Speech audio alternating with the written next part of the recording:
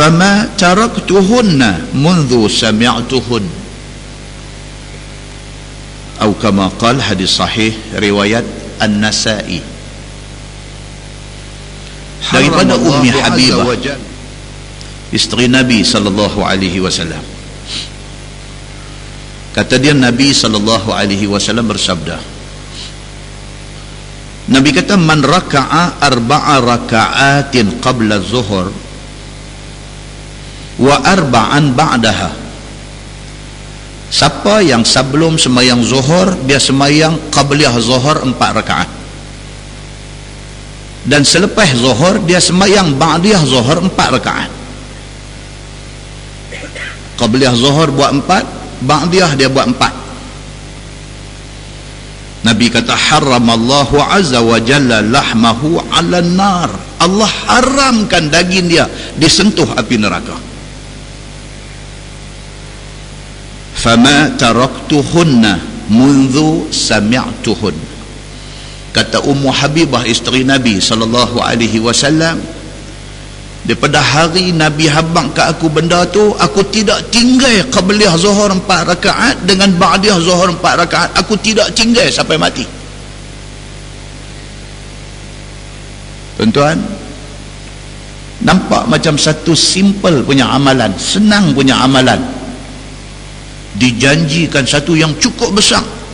Tubuh badan kita diharamkan daripada sentuh api neraka. Amalan yang nampak simple itu kita tak boleh buat. Pasal apa? Pasal kita nak sembahyang lohok 4 rakaat tu pun Allahu Akbar.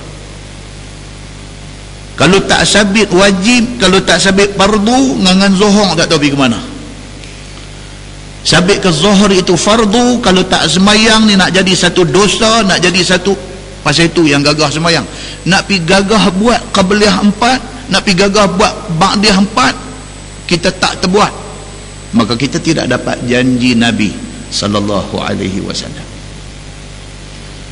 Sebenarnya Islam ini tidak susah mana pun. Islam ini tidak susah mana pun, nak kena ada kuat tu aja.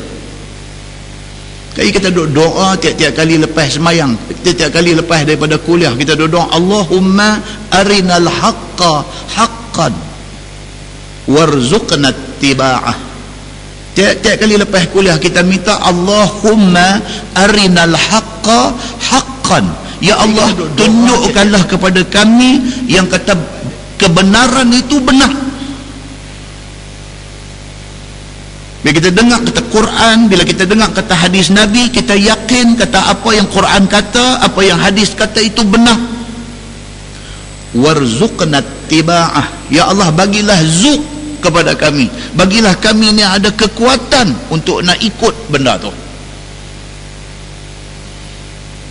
Kita dengar hadis Nabi sallallahu alaihi wasallam, siapa buat qabliyah zuhur 4, siapa buat ba'diyah zuhur 4, Allah haramkan daging badan dia daripada kena neraka.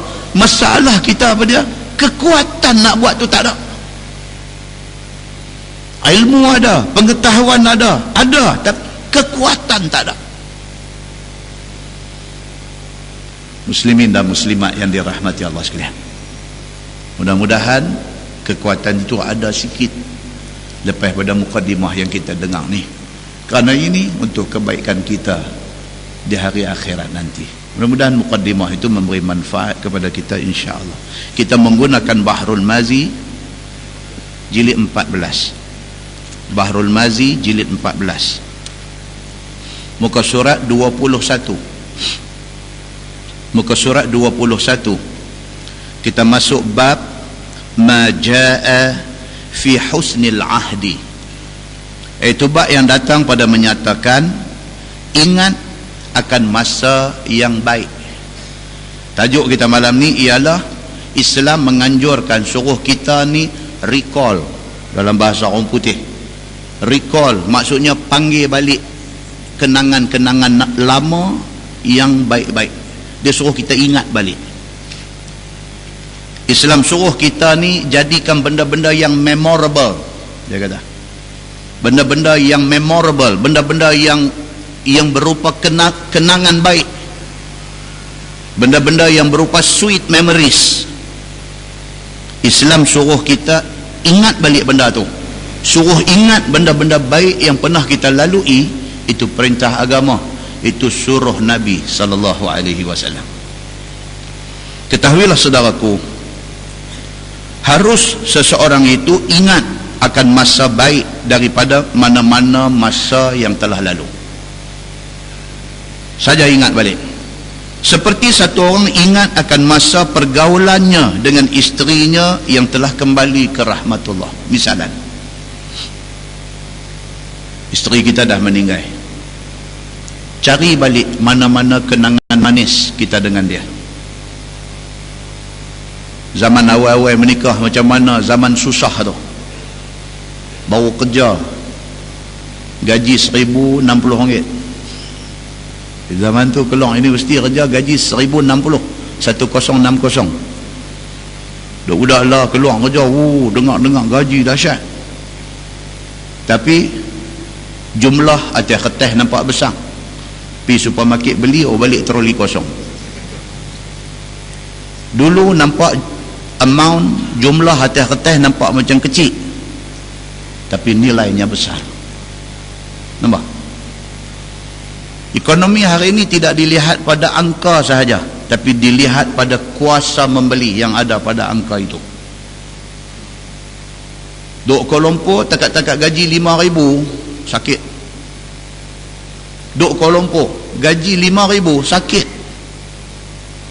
Gaji RM5,000 kalau duduk di Jetera ni boleh buat kereta derah lah. Beza dia lagu tu. Tempat juga menentukan nilai duit kita kecil ataupun besar.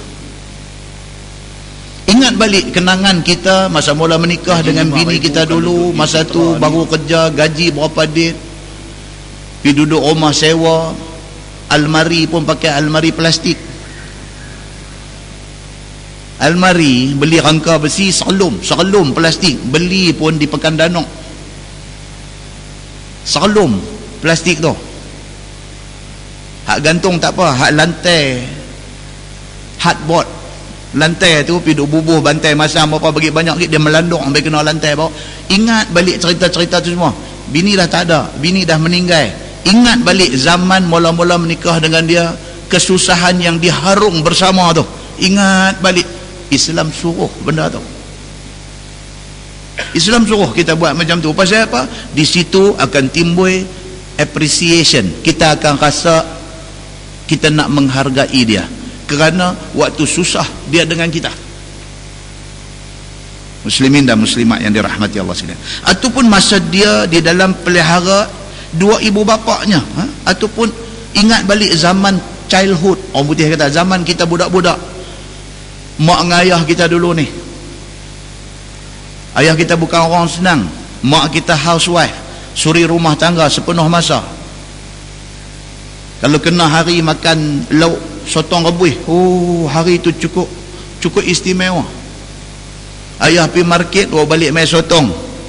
Mak abang dah, mak kata hari ni mak buat sotong rebus nah. Sotong rebus tuan-tuan. Bubuh bawang, bubuh serai sikit rebus. Anak ramai merenyut nak makan sotong rebus ni, dapat seorang sekok je. Kerat sotong tu, kerat buh buat cincin dulu, makan nasi, cincin buat cincin dulu. Habis nasi tak lagi baru gerit. Tak tahulah kot tuan-tuan makan sotong sekilo sehari. Kita yang melalui zaman tu dulu, Masya Allah, kata kita hargai. Macam mana zaman tu, zaman mak ayah kita dulu ni macam tu. Kita dibesarkan dalam keadaan susah macam tu. Kita boleh duk ingat benda tu. Islam suruh. Kemudian dia kata, dan ingat balik kenangan kamu dengan saudara-saudara kamu, dengan abang, dengan kak kita, duk besar sama ni. Abang kita beza 2 tahun dengan kita, adik kita beza setahun dengan kita, kak kita. Ingat balik masa duk meremba ni, masa duk besar bersama ni dulu ni. Adik hak nombor 5 marah kak hak nombor 1. Marah pasal apa? Pasal dia pergi curi minum, pergi curi makan serbuk Melo di dapur. Benda-benda macam ni dia kata very memorable. Satu kenangan. Nak dapat Melo bukan senang. Tahayah dapat duit lebih apa, hari tu beli Melo balik, biji mata duk tengok tin Melo ni kacau. Lepas sikit ambil cancar kecil, pergi colek tin melo tu, cedok tuang dalam mulut. Kak nampak, kak ligan kita lari, report pula kat mak, kita kena marah dan sebagainya. Satu hari geram sangat, bawa cangkui ligan kak ni. Masing-masing orang, masing-masing cerita. Satu orang dengan satu orang tak sama cerita. Ada satu orang cerita dia lebih menarik daripada 10 orang yang lain. Masing-masing cerita, masing-masing ingat cerita-cerita itu disuruh oleh agama. Ataupun dia kata ingatkan balik taulan-taulannya dan lain-lainnya. Ingat balik kawan-kawan taulan ni. Tuan-tuan tengok ada setengah masjid kalau belah kami kampung di sana tu.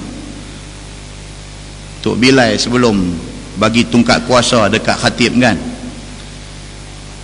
iza qumta li sahibika ansit yaumul jumu'ati, dia baca tu kan, sehari dia terjemah, apabila kamu berkata kepada tolan-tolan kamu.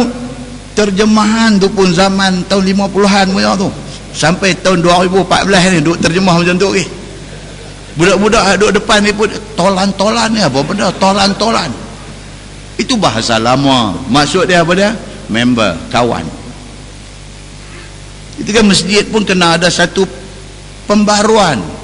Perkataan-perkataan yang nak digunakan tu mesti sesuai dengan umur yang ada di depan kita lah ni. Tak maulah duk terjemah tolan-tolan ni. Kalau kamu kata kepada tolan kamu ansit, diam. Wal imamu yakhtub, sedangkan imam sedang berkhutbah, faqad lagaut, dia kata maka sia-sialah jemaat kamu.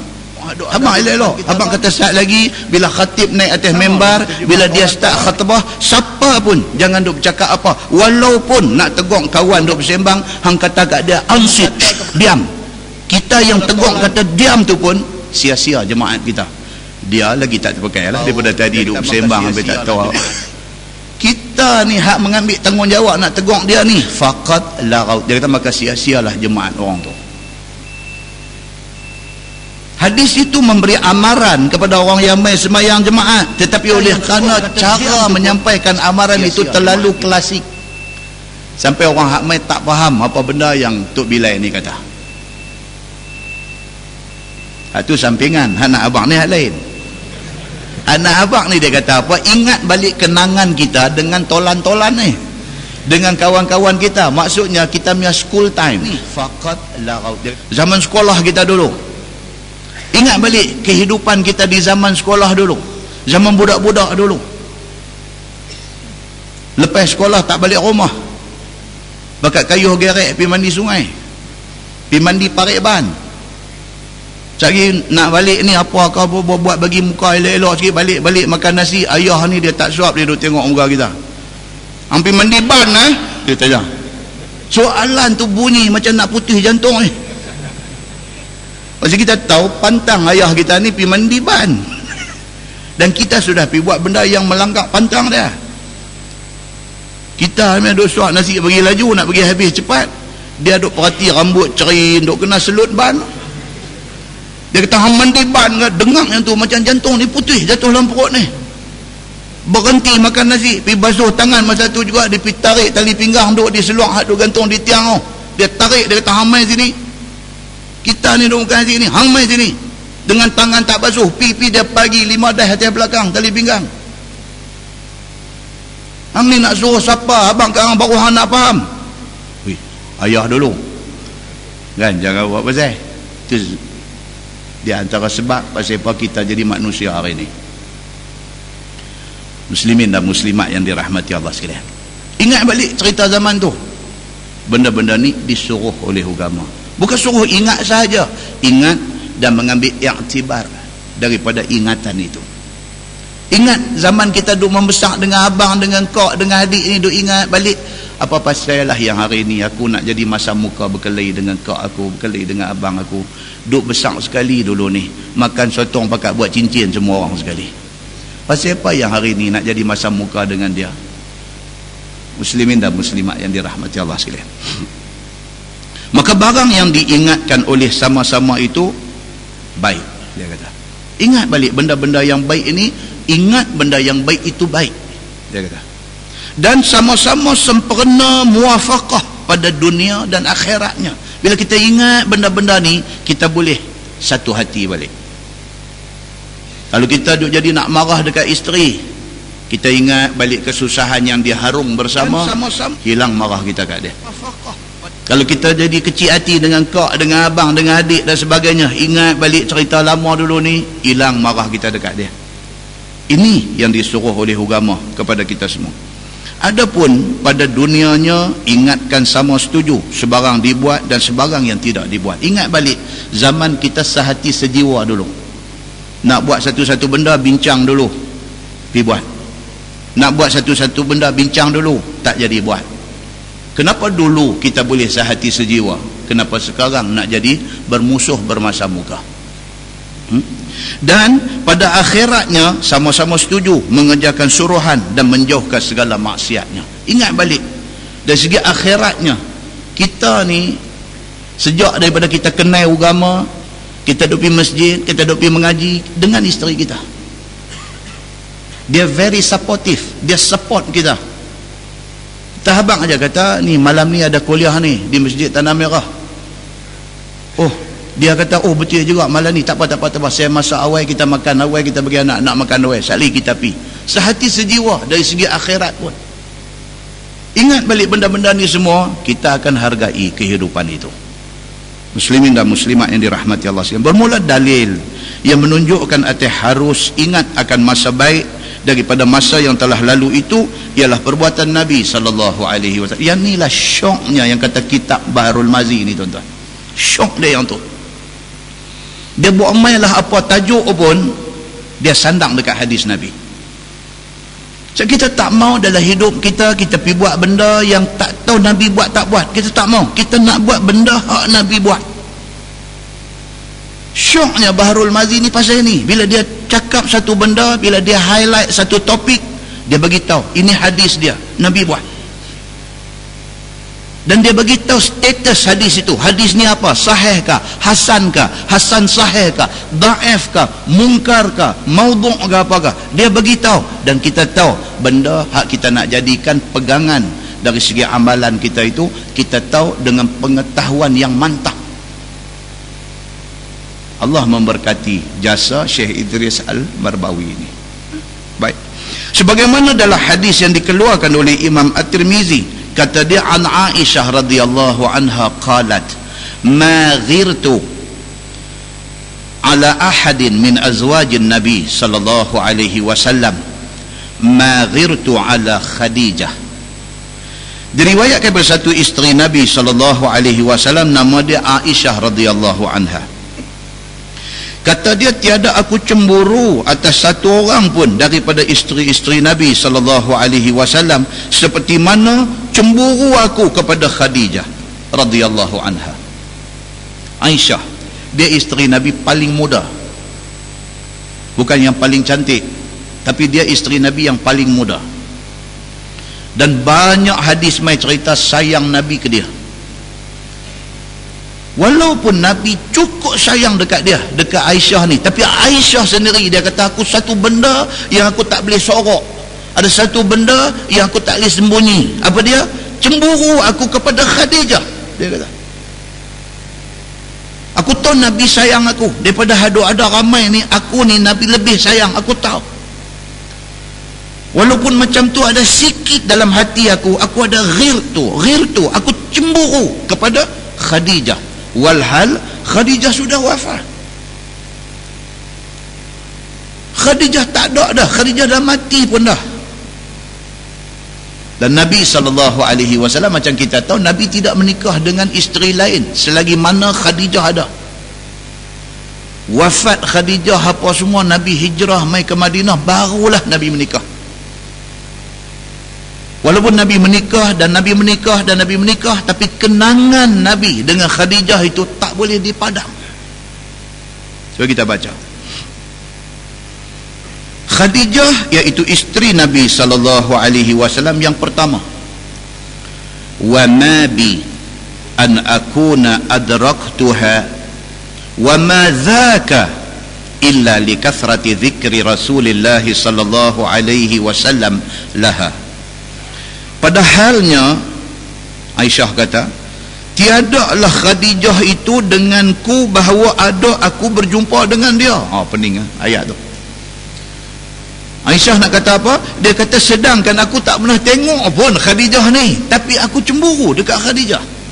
Dia kata kerana Khadijah telah mati dan beberapa tahun kemudian barulah Nabi SAW menikah dengan aku. Aku tak pernah tengok pun Khadijah ni, tak pernah tahu pun rupa dia macam mana. Pasal apa? Pasal Khadijah dah wafat dah masa di Mekah tu. Nabi mai ke Madinah, Nabi kahwin dengan aku. Aku tak pernah tengok pun rupa Khadijah ni. Dan tiada aku cemburu sangat akan Siti Khadijah itu, melainkan kerana banyaknya kenang dan ingat Nabi SAW padanya. Aku tak pernah tengok dia. Kok kata aku nak jealous dekat dia pasal dia serak pada aku. Kok kata aku nak cemburu kat dia pasal dia ni. Tak ada. Aku tak pernah tengok dia. Aku tak tahu rupa dia macam mana. Aku tak tahu bentuk badan dia macam mana. Aku tak tahu perangai dia macam mana. Tapi yang aku jadi cemburu ni pasal apa? Pasal Nabi SAW alih-alih duk sebut Khadijah. Alih-alih duk sebut Khadijah. Berjaya Khadijah ini pahat hati Nabi SAW. Dia engrave, orang Allah kata, dia engrave nama dia di hati Nabi SAW. Sampai bila-bila pun lagi ada hayat Nabi, Khadijah ada di hati Nabi SAW. Tentang kita ni, kita nak bagi orang ingat kita macam tu lah. Kita nak bagi orang ingat kita ni pasal kebaikan kita, orang ingat kita. Pasal ada satu benda ikhlas yang kita buat, orang ingat kita. Sampai kita tak ada berapa lama pun, lama-lama sekali orang sebut nama kita.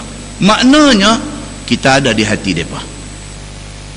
Muslimin dan muslimat yang dirahmati Allah sekalian.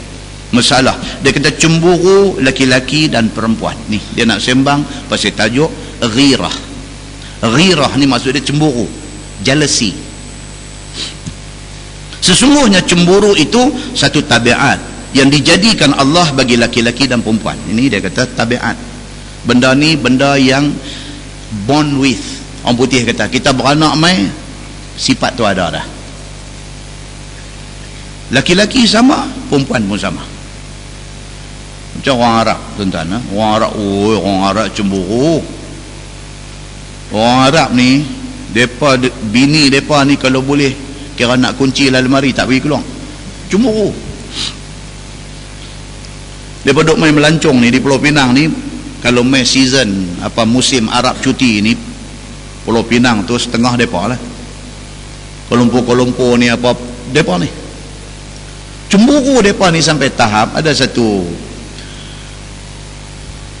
yang duk ikut kuliah kita ni, dia jadi tour guide, pemandu pelancong di Pulau Pinang. Dia ada dia punya kereta, dia duk bawa pelancong. Dia kata ustaz, dia kata Arab ni teruk betul ya. Dia ni saya kata awak ni jangan duk pukul borong kata Arab teruk. Sebab Nabi kita pun Arab juga. Tak, saya tak ingat kata Nabi ni. Nak abang kata ni pelancong Arab hadumai ni teruk, dia kata. Saya kata teruk macam mana? Saya ustaz, saya duk bawa kereta, duk bawa pelancong ni. Biasalah kita bawa kereta, mereka duduk dua belakang, laki bini duduk di belakang, kita bawa kereta, back mirror ada tu kita mesti nak kena tengok sekali-sekala. Kita nak kena tengok side mirror, back mirror nak kena tengok. Kita duduk tengok 2-3 kali, dia cekik tenggok saya ustaz. Saya kata siapa cekik? Ni Arab jantan ni, dia kata dia cekik tenggok saya ni. Ni pasal apa? Dia kata saya duduk tengok bini dia. Cemburu. Tuan-tuan pergi rumah kebanyakan orang Arab, dia rumah mereka semua tembok macam penjara. Mereka penat, mereka raise up tembok tu sampai standing height. Kalau kita berdiri tu sama tinggi tu tembok tu, tak nampak balik tanah. Pasal apa? Cemburu. Dia tak bagi orang tengok bini dia. Tapi dia syok tengok bini orang. Ini yang masalah dia. Kalau kita pergi makan jamuan ke apa, kita pergi laki-laki, pergi perempuan, pergi laki-laki makan balik ni, perempuan balik. Jangan ada isteri-isteri kita ni yang perempuan ni, jangan ada piduk manis mulut semawa tu Arab ni main makan sekali. Dia angkat jubah dia terus, dia melawak dengan bini kita ni, kita pun perasaan macam lagu nak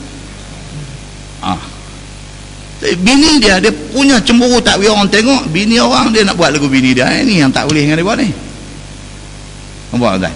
Pasal apa? Pasal dia bagi tahu di sini. Dia kata cemburu ni satu benda yang Tuhan pasang siaplah dalam diri semua manusia. Tak kira laki-laki, tak kira perempuan. Ada. Teruk dengan tak teruk. Yang tu saja. Nah, baik. So dia kata apa? Sesungguhnya cemburu itu satu tabiat yang dijadikan Allah baik bagi laki-laki ataupun bagi perempuan. Iaitulah cemburu itu sombong yang ada di dalam diri. Cemburu ni dia sejenis sombong. Cemburu tu dia dengan sombong ni dia garis pemisah dia nipis saja. Cemburu dengan sombong. Dia tak bagi orang tengok bini dia apa-apa, sombong. Cemburu. Dia nak serupa. Yang datang ia daripada panas hati dan benci akan orang lain menyertai haknya. Yang kata cemburu ni apa dia? Dia tak mau share dengan orang. Itu cemburu. Dia kira bini dia eksklusif. Dia saja. Oh, dia tak bagi. Kalau bini dia jadi cikgu sekolah, bini ni kata ni abang ni nak kena bawa budak-budak pergi Bendang Man. Ada satu tempat apa agak duduk buat kursus budak-budak sekolah Bendang Man. Dia kata saya nak kena pergi ni abang ni Sabtu Ahad ni nak kena budak-budak bawa budak-budak pergi Bendang Man apa-apa. Bendang Man ke Bendang Eid, Bendang ke Bendang Eid ke apakah, hang jangan duk pergi. Suruh guru sak cari orang lain pergi. Dia tak bagi bini dia pergi. Pasal apa? Pasal apa tu main macam tu? Cemburu. Cemburu. Ada baiknya, kadang-kadang tak baik. Jadi cemburu ni kena ada, tapi mestilah bertempat. Muslimin dan muslimat yang dirahmati Allah sekalian. Baik, yang kata cemburu tu apa dia? Dia tak mau share, dia tak mau orang menyertai dia dalam apa-apa. Dia tak mau share dengan orang. Maka tabiat itu ada berlebih dan berkurang di antara seorang dengan seorang. Ada cemburu kuat, ada yang cemburu dia boleh kontrol. Setengahnya ada banyak padanya dan setengahnya ada sikit saja cemburu pada dia. Setengah ni dia rasional sikit. Isteri kata abang ni nak kena bawa budak-budak ni pi. Dia kata siapa lagi pi? Dia counter check. Siapa lagi pi? Cikgu perempuan berapa orang? Cikgu laki-laki berapa orang? Dia tanya. Okey, kalau perempuan pi ada 2-3 orang, okey tak apa. Kalau hang seorang ya perempuan, hak lain hang tu habis. Dia kata, suruh cari cikgu laki-laki pi. Dia ada juga batasan cemburu dia. Nah, begitu. Dan ada yang terus tak ada cemburu pun ada. Dia syok pula bila ada satu majlis dinner, makan malam apa semua, ada dancing, ada tari menari, dan pada masa tu boleh tukar-tukar bini. Bila bini dia orang pakai berebut, pakai nak cup bini dia, dia syok. Dia kata menunjuk, kata bini aku serak, tengok berebut, pakai berebut. Bini aku serak. Ia ni tak ada guna punya orang. Cemburu tak ada langsung ni, dia panggil dalam agama dia panggil dayus. Kan Nabi kata la yadkhulul jannata dayus. Nabi kata tidak akan masuk syurga orang laki-laki yang dayus. Dayus tu bahasa Arab. Tidak akan masuk syurga laki-laki yang dayus. Dayus ni maksud dia macam mana? Bini dia ni siapa pun boleh. Dia tak ada cemburu apa. Konon-kononnya itu kehidupan moden bagi dia. Ini dayus. Muslimin dan muslimat yang dirahmati Allah sekalian. Baik, cemburu pada perempuan itu lekas zahirnya apabila suaminya mempermadukan dia. Ni pula dia kata, orang perempuan ni dia punya cemburu ni tak boleh sorok apabila laki dia berpoligami. Laki menikah 2, menikah 3, menikah 4 ni memang kacau. Cemburu dia meluak-luak. Dan berlebih zahir cemburu perempuan itu apabila suaminya menyebutkan kebaikan yang ada pada madunya di depan dia. Oh, yang tu dia tak boleh. Malam ni giliang di rumah dia, laki balik mai tengok tak masak apa. Laki kata dia ni malam ni nak makan apa? Pula abang nak makan kan, ingat aku abang makan dah. Dia buat akai lagu tu. Laki dia kata ni lah hang, yang ni aku pergi menikah seorang lagi ni. Laki pula pergi kata lagu tu. Yang ni lah hang, aku ingat aku pergi menikah seorang lagi, kau hang nak berubah. Hang boleh duk layan aku bagi elok. Inilah hang, aku pergi menikah lain pun hang duk macam hang juga. Antau hak menikah hal baru hidup cerita lagu tu.